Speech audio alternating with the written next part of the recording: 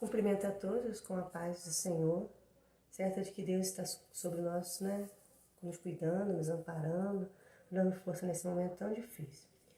O meu tema era influência espiritual, mas eu fiquei pensando nesse momento que a gente está vivendo, que está me incomodando tanto, incomodando a todos, mundialmente, e pedi a Jesus que me orientasse o que eu deveria fazer nesse momento. Então eu pensei num tema aqui, de um versículo lá em Efésios que diz, Paulo aos Efésios, que ele diz que desperta tu que dormes. E eu vejo que esse momento que nós estamos vivendo é um momento eminentemente espiritual. Cabe a nós termos a sensibilidade de perceber o que realmente está acontecendo. Então, eu queria comentar um pouquinho com vocês a respeito disso, pedindo a Jesus que nos oriente. Eu peço a vocês que quando assistirem se coloquem realmente em oração, em prece, pedindo a Jesus que nos envolva, pois estamos vivendo um momento de necessidade espiritual. Olha só, eu vou tentar associar a questão da influência espiritual com a situação do momento em que nós estamos vivendo. No Livro dos Espíritos, na questão 459, tem uma questão que diz assim, a pergunta: pode os espíritos nos orientar, nos influenciar? E aí a resposta é o seguinte: muito mais do que podemos imaginar. Via de regra, são eles que nos orientam, são eles que nos guiam. Então eu fiquei pensando, olha só que coisa interessante. Às vezes a gente pensa que influência espiritual é só um espírito desencarnado, alguém que faleceu que está me influenciando. Não. Nós somos influenciadores, nós recebemos influência. E ao receber essa influência, o que temos feito com ela? Estamos vivendo um momento, por conta desse vírus, desse invisível que assola, que amedronta todos nós, porque por mais fé que tenhamos, somos seres humanos, ainda em caminho evolutivo. E por conta disso, temos ainda a necessidade da proteção, a necessidade do medo, a necessidade de segurança, a necessidade de vida. Por conta disso, muitas das vezes nos deixamos levar até pelo desespero. Não deveríamos, mas ainda nos levamos. Não estamos aqui para julgar como que cada um lida com isso, até porque cada um está no seu tempo, no seu grau de evolução. Então, diante disso, sabemos que a gente está vivendo um momento bastante complicado, um momento que nos desequilibra em algumas situações. Eu queria que a gente reportasse essa situação, entendesse lá atrás como que isso também já aconteceu em outros momentos e como que lidaram com isso. Por que hoje a gente lida de uma forma e em momentos anteriores, nós que lá também estivemos, em outras vidas, lidávamos de uma outra maneira. Eu queria convidar vocês a pensar um pouquinho, como a gente sempre tenta trazer para os nossos estudos, os conhecimentos da Bíblia. Eu queria trazer para vocês lá em Êxodo, no capítulo 7, quando Moisés, ele é convidado, ou melhor dizer assim, ele foi intimado a tomar a decisão de libertar um povo. Todo mundo sabe que Moisés ele era uma pessoa da nobreza egípcia. Ele era um filho adotivo de Ramsés. E por conta disso, ele tinha suas tendências egípcias, o costume, cultura. Ele não estava ligado ao povo hebreu. Ele pôde até, depois que ele soube da sua situação, da sua condição, da sua herdade genética, quem ele realmente era. E por conta disso, quando ele foi intimado, ele muitas das vezes, algumas vezes, ele recuou, ele não queria fazer. Ele dizia que aquilo não era para ele, a começar por uma limitação física que ele tinha, porque a gente já comentou em outros estudos, que Moisés ele tinha fala dificultada, ele tinha dificuldade para falar, ele tinha uma gagueira muito forte. Mas aquele espírito iluminado que veio até ele, né, que na Bíblia fala quando o Senhor falou com ele, foi até bastante rude e disse para ele: não sou eu que faço a boca? Não sou eu que lhe dou o corpo, que lhe dou a vida, que lhe dou a fala? Então, se eu disse que você tem condição, é porque você tem condição. Então, vá e faça o que eu estou lhe mandando. Para facilitar a sua tarefa, você terá a ajuda do seu primo Arão. Então, Moisés, né, titubeou muitas vezes, mas não teve opção. Ele não teve opção, ele teve que fazer. Diante disso, ele foi até, né, o faraó, com a ajuda de seu primo, como se fosse seu porta-voz, dizendo que ele tinha recebido uma mensagem de Deus que era para que ele libertasse aquele grupamento humano, que chegava a 2 milhões de pessoas. E Moisés fala por que ele queria que o povo fosse liberto, que o povo estava sofrendo ali, o cativeiro, o povo tinha o direito de ter a vida dele, que ele iria tirar aquele povo ali por ordem de Deus. Só que Moisés não foi bem aceito, né, na sua fala pelo faraó. O faraó não aceitou, ficou muito aborrecido, endureceu. Na Bíblia fala que ele endureceu o coração. Então Moisés recebeu uma orientação, né, uma mensagem divina, dizendo que ele, no caso o faraó, iria ver a ira de Deus, que Deus iria lançar sobre a terra, sobre aquela região, algumas pragas, alguns castigos, e seriam 10. E a gente vai se atentar a uma delas para entender o que a gente vem passando aqui. Foram várias e várias pragas. A primeira a gente sabe que foi o mar, né? A água que se tornou em sangue. A gente sabe que hoje a gente tem explicações científicas, hoje não, já há bastante tempo que a gente vem tentando ler sobre isso, buscar alguma explicação, e tem explicações. A Discovery, em 1998, mais ou menos, ela trouxe um estudo muito legal a respeito, que hoje é bem aceito ainda, tem 2 linhas de pensamento, mas todas as duas conseguem explicar cientificamente o que aconteceu naquele momento, para que a gente não entenda apenas como misticismo, porque muitas das vezes a gente vai trazer uma coisa dentro das escrituras sagradas e algumas pessoas acham que aquilo ali é alegoria, que é algum tipo de misticismo, e não é. Ali tem explicações científicas, lá, lógico que não cabe aqui hoje a gente trazer essas explicações, de repente num estudo futuro. Então, a primeira foi a questão do rio, que se transforma num rio de sangue, que é o Rio Nilo. E a explicação é que, mais para frente a gente vai comentando, era que realmente houve um aumento das algas vermelhas, e isso diminui a oxigenação da água, por conta disso os peixes morrem. E foi essa praga, aí veio em seguida a praga das rãs, depois das pragas das rãs, e veio a praga dos piolhos, né? Um excesso de piolho, veio a praga das moscas, e até chegar na que a gente vai comentar, que foi a última praga, que é a praga da mortandade dos primogênitos. Eu quero muito falar sobre isso, porque isso tem me chamado a atenção há algumas semanas, mas chamado a atenção espiritualmente. Por que eu estou dizendo isso? Eu tenho, às vezes, acordado durante a madrugada e pensado a respeito disso. Por que isso tem me incomodado em relação ao que a gente está vivendo hoje do coronavírus?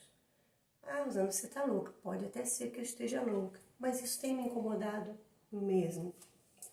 Olha só, naquele momento, aquele povo foi avisado através de Moisés de que seria lançado a última praga, vamos dizer assim, o checkmate, de que todo primogênito, filho de egípcio, seria morto.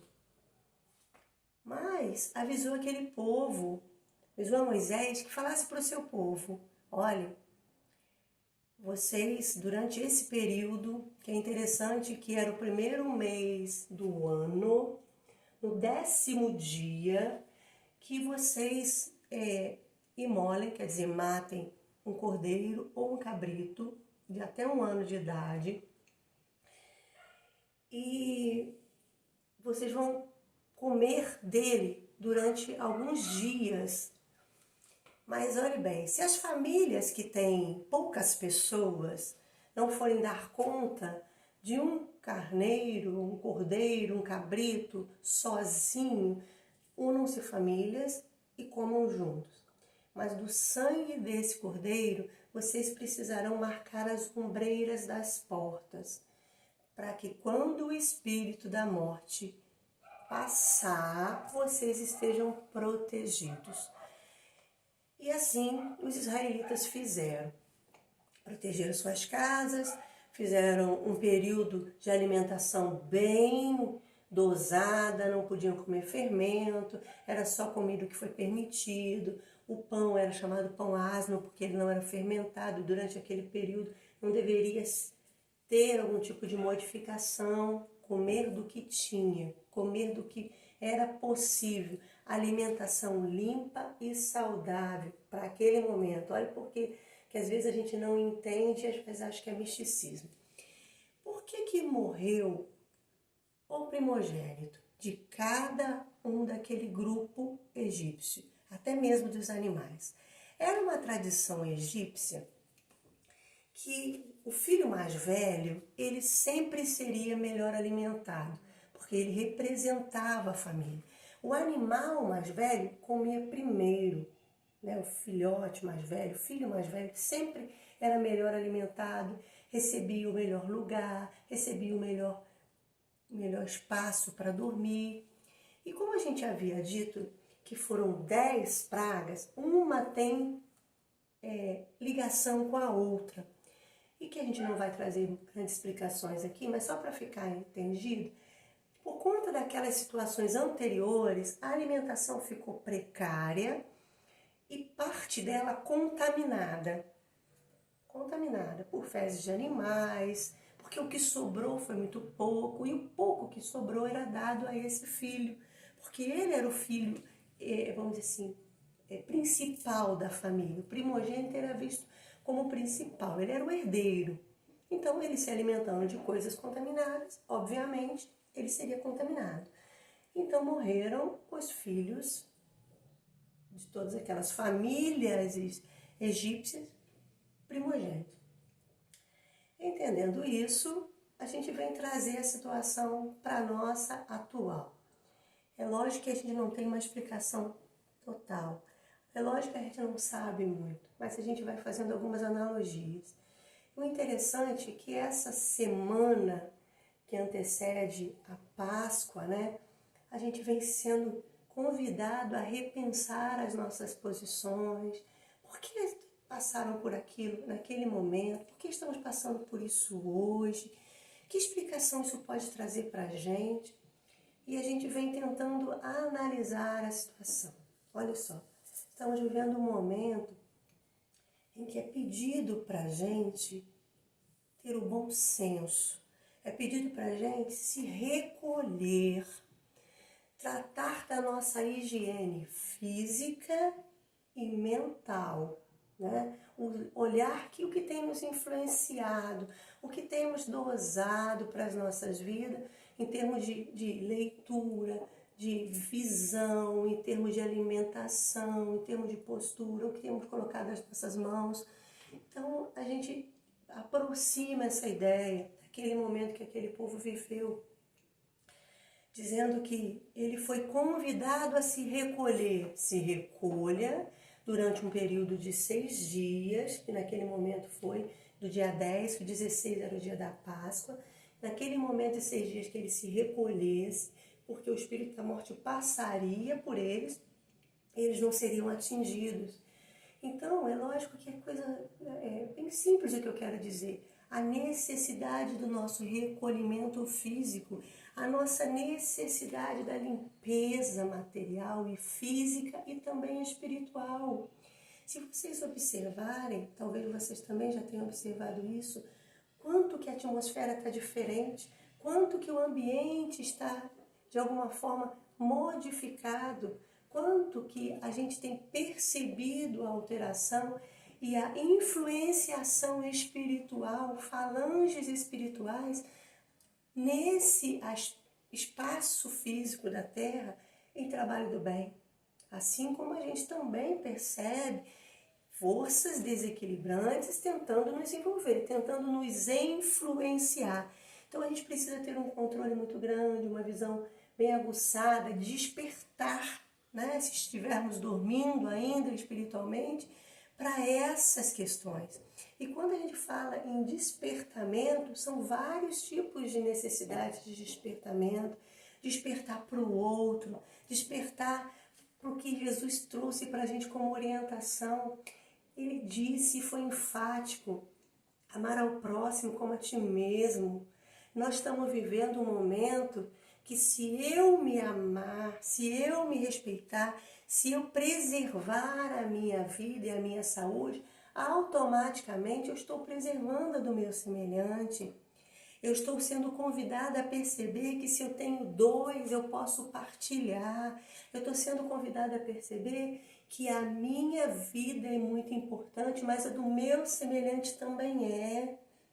Eu preciso olhar para o outro, eu preciso mudar a minha postura de olhar, eu preciso trabalhar em mim a gratidão. Por que eu vou dizer que eu estou vivendo um momento de confinamento? Já parou para pensar que você está vivendo um momento de bênção por ter um lar para se guardar? Para se colocar em termos de proteção, que muitos não têm? Muitos dos nossos irmãos que são invisíveis nesse momento, foram invisíveis durante muito tempo, porque vivem nas ruas, vivem em ambiente de total vulnerabilidade. A gente viu esses dias, me chamou muita atenção, o município de Pati de Alferes. Ele é um município que menor pode acontecer, menor pode ser o isolamento, o mais perigoso isolamento social, se eu conseguir me explicar através disso. Por quê? Porque lá o número de habitações, um cômodo por família, é muito grande. Por conta disso, as pessoas não têm como se isolar dentro da própria casa. Já parou para pensar o que significa isso? Você não estar seguro dentro da sua própria casa, porque ela é tão pequena que ela não lhe garante a seguridade, não lhe garante segurança, não lhe garante proteção para a sua saúde. E nós reclamando em rede social, reclamando entre uns e outros, criando uma atmosfera de desequilíbrio, de reclamação, e nós deveríamos ter um outro olhar nesse momento e perceber o quanto somos agraciados por termos um espaço para morar, para termos um lugar decente para estar, poder fazer a limpeza desse espaço físico, pois estamos sendo convidados à limpeza, convidados à higiene. Quantas vezes pegávamos uma fruta e comíamos sem o devido cuidado? Quantas vezes chegávamos da rua, botávamos a mão numa criança? Quantas vezes chegávamos da rua, sentávamos comigo como se fosse a coisa mais natural do mundo, entrávamos na nossa casa do jeito que a gente vinha da rua? Hoje a gente é convidado a chegar, muitas das vezes, quando se é obrigado a sair, não entrar em casa com calçado, tomar um banho quase que imediatamente para ter acesso aos seus familiares por consideração e carinho a todos que estão ali. Então a gente tem percebido a nossa vivência, como que tem modificado a partir disso. Eu estou dizendo que esse vírus, que esse invisível seja bom para a gente. Eu estou dizendo que ele veio trazer mudança, ele veio um despertamento. E esse despertamento faz com que a gente veja a vida por um outro ângulo, veja a vida por um outro prisma. Nós estávamos vivendo um momento de tanto desequilíbrio, tanta depressão, tanto desejo pela morte. E agora, olha só, é muito desejo pela vida. Nós estamos sendo convidados a querer viver, estamos convidados a querer viver através de uma dor muito forte. Nós estamos tendo que dar valores a coisas simples, coisas que para a gente tinha sido banalizada. A gente abraçava por abraçar, a gente beijava uma pessoa apenas por convenção. Agora você tem vontade de tocar numa pessoa e não pode. Por que isso? Para que você entenda o valor de um toque, para que você entenda o valor de um sorriso, para que você entenda o valor de estar naquele lugar, de estar com aquela pessoa, de estar naquele momento envolvendo aquele ambiente, aquela pessoa. E ao mesmo tempo, a gente dentro dos nossos lares, podendo ver a nossa família por um outro prisma, em outro ângulo, que muitas das vezes a gente já não via, já não olhava. Então nós somos convidados ao despertamento espiritual. A quem tem ouvidos, que ouça. João, lá em Apocalipse, ele fala, quem tem ouvidos para ouvir, que ouça. Que o Espírito diz às igrejas, quer dizer, que diz ao grupamento humano, porque a gente é convidado a perceber a mudança, a estar aberto, sensível a essa necessidade de mudança e fazer dessa necessidade uma regra, uma forma nova de vida, porque diante dessa situação não dá para sair igual. Nenhum de nós, quando tudo isso passar, vai dizer que é a mesma pessoa. Não dá para ser a mesma pessoa. Você vai valorizar muito mais o seu trabalho. Você vai valorizar muito mais as pessoas que você tem como amigo, como familiar. Aquelas que você muitas das vezes ignorou. Muitas das vezes foi invisível para você. Muitas das vezes você nem atenção deu a ela. Mas ela vai ter que ter a devida atenção para você, porque você vai ter um outro olhar. Nós seremos diferentes a partir daí. É necessário que sejamos diferentes. É necessário que olhemos o outro de forma diferente.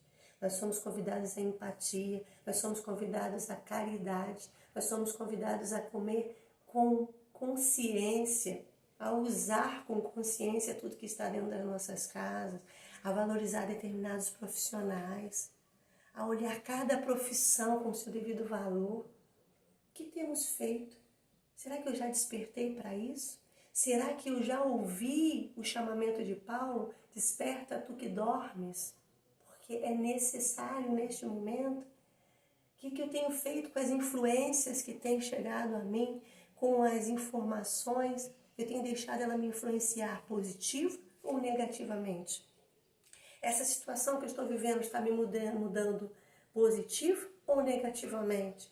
Eu estou me conectando mais com o meu lado espiritual ou eu estou apenas armazenando material em caso de acabar isso ou aquilo, sem pensar no outro? Eu tenho que pensar nisso. Mas eu tenho que ter um olhar de ver que Deus cuida de nós, Ele não desampara. Eu preciso ter fé, eu preciso ter todos os cuidados que são pré-estabelecidos para esse momento, porque a fé não exclui a prudência, mas eu preciso ter devida certeza de que eu estou amparada, de que essa experiência humana que eu estou vivendo nesse ano de 2020, que envolveu o planeta inteiro, que nos aproximou, nos vulnerabilizou igualmente, independente de cor, de raça, de credo, de condição financeira, de nível intelectual e social. Ela nos igualou. E ao nos igualar, ela nos propicia perceber que somos filhos de um único Deus. E esse único Deus nos olha igualmente. Ele não fez asepsia, ele não fez acepção de pessoa. Ele nos olha com igualdade e equidade. Então, precisamos ter esse olhar. Temos que ter o olhar do Cristo. Toda vez que eu tenho a oportunidade de fazer um estudo, eu gosto de trazer para a gente uma coisa que me chama, às vezes, em termos de tomada de decisão, de ações para a minha vida. Quando eu tenho que fazer alguma coisa, que na maioria das vezes a gente erra, ainda erra, eu me pergunto, Jesus agiria como nesse momento? Qual seria a postura dele? Como ele trataria essa questão ou essa pessoa? Se a forma que eu estou tratando, eu posso olhar para Jesus sem vergonha de olhar para Ele, eu estou agindo da forma correta.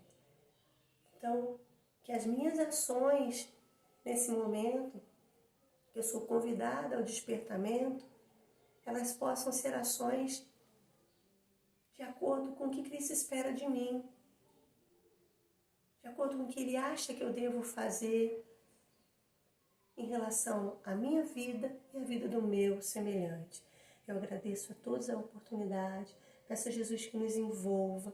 Sinto saudade de todos, é natural a gente, esse momento, né, por conta da necessidade, mas eu desejo a todos equilíbrio, paz e certeza de que estamos amparados por Jesus.